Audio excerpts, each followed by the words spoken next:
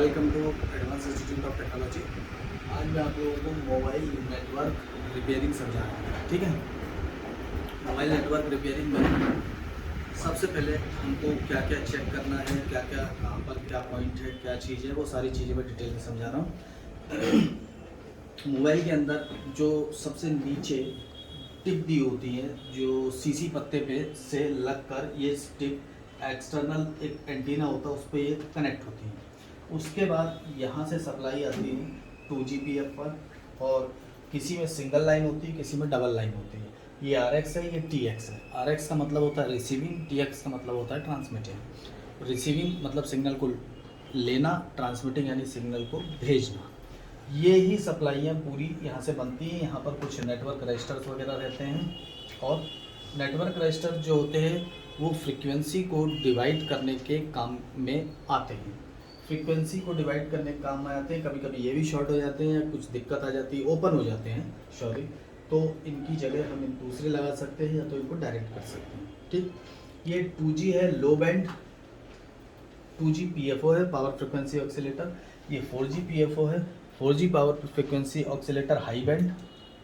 जैसे लो amplifier, high amplifier आपने iPhone XR में देखा होगा, या उनमें दो बैंड होते हैं। हाई एम्पलीफाई करता है फ्रीक्वेंसी को, और ये लो फ्रीक्वेंसी को एम्पलीफाई करता है। ये 4G के लिए उपयोग होता है, ये 2G के लिए उपयोग होता है। उसके बाद ये होती है नेटवर्क IC। नेटवर्क IC को अलग अलग नामों से जाना जाता है, जैसे WTR, TR या RFIC, इस तरह से कई नामों से जाना जाता है। बाकी IC नेटवर्क सभी में होती है, जो IC नेटवर्क को मैनेज करने के लिए यूज़ होती है। नेटवर्क IC, उसके बाद ये होती है पावर IC, और ये होती है चार्जिंग IC। इनका भी काम नेटवर्क सेक्शन में पड़ता है। और ये CPU जो कि मास्टर होस्ट होता है, CPU के थ्रू ही डेटा क्लॉक के सिग्नल जाते हैं, ये चेक करने के लिए कि ये ICयाँ प्रॉपर काम कर रही हैं या नहीं कर रही हैं। ठीक है, सबसे पहले 2GPF पर जो सिग्नल बनता है वो इस पर रिसीव होता है। इसके बाद नेटवर्क IC पे आता है, फिर उसके बाद 4G पे आता है, फिर जो भी आपने वो डाली हुई होगी सिम, उसके हिसाब से according to SIM network generate होते हैं, फिर इसमें आते हैं, फिर उसके बाद यहाँ से आता है। आप देखिए, ये यहाँ से ये है RX की लाइन, जो नेटवर्क पे यहाँ पर कुछ फिल्टर लगे होते हैं, और ये है TX की लाइन, इस पर भी कुछ फिल्टर लगे होते हैं। कभी कभी रिसीविंग या ट्रांसमिटिंग में कुछ प्रॉब्लम आती है, तो RX फिल्टर या TX फिल्टर को हटा के हम डायरेक्ट कर सकते हैं, या दूसरे चेंज कर सकते हैं, जिसके वजह से रिसीविंग में या ट्रांसमिटिंग में कोई दिक्कत आएगी।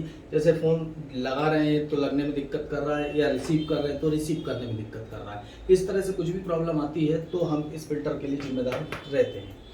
उसके बाद जो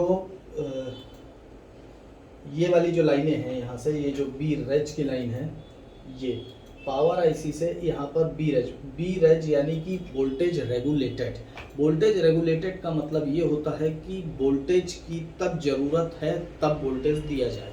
मोबाइल के अंदर कोई भी वोल्टेज कंटिन्यू फ्लो नहीं होते। जिस चीज़ की जहाँ ज़रूरत होती है वहाँ पर वो वोल्टेज रेगुलेटेड होके जाते हैं, क्योंकि अगर वोल्टेज कंटिन्यू फ्लो होंगे तो मोबाइल बैटरी से चलता है, इसलिए पावर कंजम्पशन बढ़ जाएगा और बैटरी डाउन बहुत कम चलेगी। इसलिए किसी भी चीज़ की ज़रूरत होगी वो उस हिसाब से, कहीं पर भी B-Reg लिखा है तो समझिए कि सप्लाई पावर IC से आ रही है। ठीक है, B-Reg मतलब वोल्टेज रेगुलेटेड। उसके बाद यहाँ से charging IC DC to DC जो रहती है, जिसको क्वालकॉम में DC to DC बोलते हैं, इससे BPH की लाइन जाती है, B-Bat की लाइन जाती है, ये रही। B-Bat की लाइन भी दोनों तरफ जाती है यदि डायरेक्ट उस पर सप्लाई देते हैं तो। उसके बाद पावर से जो B-Reg के वोल्टेज जाते हैं, जैसे ही हम सिम डालेंगे तभी यहाँ पर ये वोल्टेज बनेंगे। ठीक है, दोनों में से कुछ भी चेक करने, ये है क्लॉक। जब ये प्रोसेस पूरी हो जाती है उसके बाद CPU ये चेक करता है, डेटा की पल्स इस पर भी भेजता है, डाटा इस पर भी, क्लॉक इस पर भी, क्लॉक इस पर भी। मतलब ये चेक करने के लिए कि ये तीनों ICयाँ प्रॉपर काम कर रही हैं या नहीं कर रही हैं। ठीक है, डाटा, और अगर ये इनमें से कुछ भी गड़बड़ होती है या कोई भी दिक्कत होती है तो हमको यहाँ पर वोल्टेज नहीं मिलेंगे। जो 1.0 और 1.8 वोल्ट आप यहाँ पर चेक कर सकते हैं।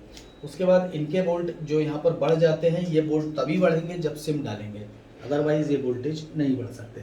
तो सबसे पहले जो सप्लाई आती है यहाँ से रिसीव होती है PF पर, पीएफ से जाती है 2G या 4G, दोनों में से जो भी पीएफ है। उसके बाद यहाँ से सप्लाई जाती है नेटवर्क आईसी पर। नेटवर्क आईसी से सप्लाई, नेटवर्क आईसी को भी वोल्टेज जो आते हैं, वोल्टेज की सप्लाई वो पावर आईसी से आते हैं। यदि कहीं इसकी भी ट्रैक ओपन होगी तो भी दिक्कत इस तरह की आएगी, जैसे कि अगर ये दिक्कत नहीं आ रही है तो रजिस्ट्रेशन फेल्ड, नो सर्विस या इस तरह की प्रॉब्लम्स आएंगी। तो आपको सबसे पहले यहाँ पर ये चेक करना है कि इसके टिप पर यहाँ से ये प्रॉपर है, यहाँ नेटवर्क रजिस्टर्स में कुछ दिक्कत तो नहीं है, या नेटवर्क रजिस्टर पे कहीं कोई लिक्विड डिपॉजिट, कार्बन या इस तरह की कोई प्रॉब्लम तो नहीं है, या कोई ओपन तो नहीं है। यहाँ की लाइन पे एक चीज़ का ध्यान रखिएगा कि ये लाइन ग्राउंड बताती है। उसका कारण क्या है,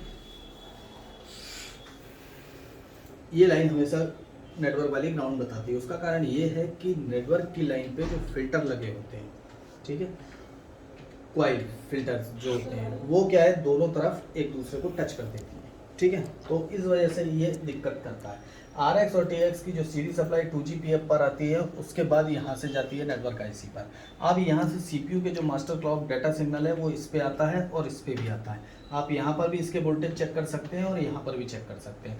ये एक सिंपल वे में मैंने समझाया है, बाकी इससे डीप भी समझाया जा सकता है, लेकिन मैं ज़्यादा डीप में समझाऊंगा तो आपके समझ में भी नहीं आएगा और दूसरी चीज़ आप उलझ जाओगे। इसलिए आप नॉर्मल लेवल पे समझिए। अगर ज़्यादा कुछ आपको किसी अन्य सेट की कोई लाइन कहाँ पर कैसे जा रही है इसको जानना है तो या तो आप स्कीमेटिक भी देख सकते हैं या तो आप ट्रेसिंग के थ्रू भी चेक कर सकते हैं, क्योंकि सारी लाइनें इससे भी जाएंगी, इससे भी जाएंगी, इससे भी जाएंगी। बी बैंड की लाइन जो है चार्जिंग आईसी से पावर के थ्रू आती है, अगर चार्जिंग नहीं लेता तो हम इससे भी चेक कर सकते हैं और इससे भी चेक कर सकते हैं। यदि जैसा कि मैंने पिछला वीडियो बनाया था डेल मोबाइल वाला, उसमें मैंने एक एक वोल्टेज समझाए थे कि कहाँ पर कैसे आते हैं, उसी तरह से इसमें भी होता है कि कहाँ पर कैसे वोल्टेज आते हैं। यदि वो वोल्टेज उतने वहाँ पर जनरेट नहीं हो रहे हैं तो संबंधित आईसी में दिक्कत है, ठीक है। जैसे कि इसमें ये हाई बैंड की फ्रिक्वेंसी यहाँ से जाती है जो कि इस पे नेटवर्क आईसी पे है, और ये रही इसकी लो बैंड की फ्रिक्वेंसी, तो ये भी इस पे आती है नेटवर्क पे। RX TX ये यहाँ से भी जाता है और यहाँ से भी जाता है। हाई बैंड डाटा क्लॉक का सिग्नल जा रहा है, उसके बाद यहाँ पर एक और OS करके एक सिग्नल जनरेट होता है। इसमें आपको जो ये पूरी प्रोसेस जब कंप्लीट हो जाएगी तब ये जनरेट होगा। यहाँ पर इसके वोल्टेज आप चेक कर सकते हो, तभी नेटवर्क आपके सर्विस प्रोवाइड कराएंगे, ठीक है। इतना कोई टफ नहीं है, बहुत ही इजी है। बाकी जो भी चीज़ें हैं वो आप इंस्टीट्यूट में आएंगे तो मैं आपको इनके पूरे voltage A to Z network section में चेक करवा दूँगा। हर वोल्टेज, हर चीज़, इससे सभी आईसीयू से कहाँ पर कितने निकल रहे हैं, किसी भी सेट में आपको मैं चालू करा के दिखा दूँगा।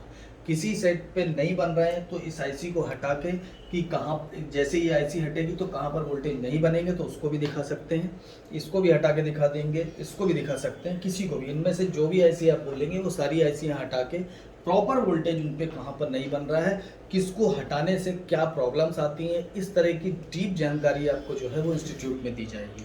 ऐसा नहीं कि बता दिया कि यहाँ पर ये होता है, वहाँ पर ये होता है, फलाना होता है, ऐसा नहीं होता है। आपको वो चीज़ वहाँ हटानी है, उसके बाद उससे क्या प्रॉब्लम क्रिएट हुई है, इस चीज़ को यदि आप बताते हैं या समझाते हैं तो ही आप सही बता रहे हैं। अदरवाइज आप ये सोचें कि मैं सिर्फ मुंह से बता दूं, वैसा नहीं होता। आपको सेट को चालू करके भी दिखाना पड़ेगा।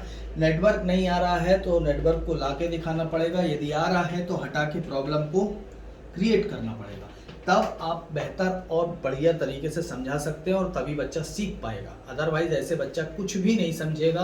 आप यहाँ से बता के भेज देते हैं दूसरे इंस्टीट्यूट वाले, और दूसरी जगह जाते हैं बच्चे और कुछ भी नहीं आता, वो उनको भूल जाता है या कुछ भी हो जाता है तो भी वो कुछ कर नहीं पाते।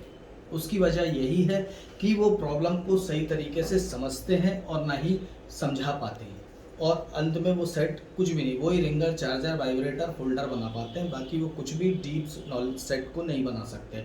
कोई भी सेट है 30,000, 25,000, 50,000 या कितने का भी है, महंगे से महंगा प्रीमियम सेट है, यदि वो ख़राब होता है तो कस्टमर उतना पैसा लगाने की नहीं सोचता कि हम उतना ही पैसा लगा के दूसरा सेट लें। वो यही सोचता है कि हम इस सेट को बना लें, तो आपको 3-4 हज़ार, 5,000, 10,000 कोई भी आराम से देगा। तो ये चीज़ों को समझना बेहद ज़रूरी है, और बाकी इससे भी ज़्यादा डीप जानकारी मैं नेक्स्ट वीडियो में आपको सर्किट को मोबाइल को रख के और उसमें वोल्टेज चेक कराते हुए आपको दूंगा। Thanks for watching advance Institute of technology.